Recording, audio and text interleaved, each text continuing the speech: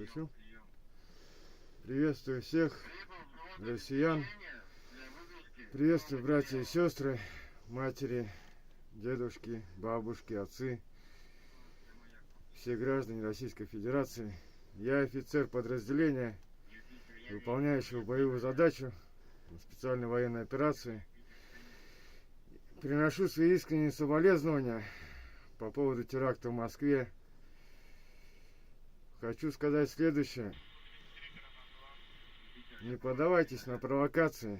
Противник всяческими способами пытается нас стравить, чтобы мы съели друг друга изнутри. По поводу причастности таджиков,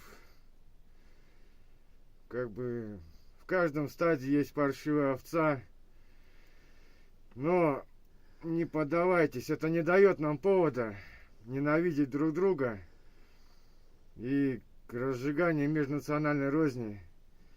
Мы так же, как дети Советского Союза и все остальные, мы едины. Когда мы едины, мы непобедимы. А им нужно спровоцировать нас на панику. А если будем паниковать и будет раздор внутри, мы будем совершать ошибки. Эти ошибки могут привести к печальным последствиям. Так что убедительная просьба не поддаваться на провокации. Не надо никакой национальной розни. Также у меня в подразделении есть и таджики, и узбеки, и казахи. Братья, сестры, мусульмане, христиане, независимо кто, не поддавайтесь на панику. Когда мы будем знать, что вы едины, наш тыл един, то и мы будем выполнять свою задачу. Победа будет за нами. В любом случае назад дороги нету. Я как командир подразделения, офицер, идейный офицер, который воюет уже очень давно, прошел не одну командировку.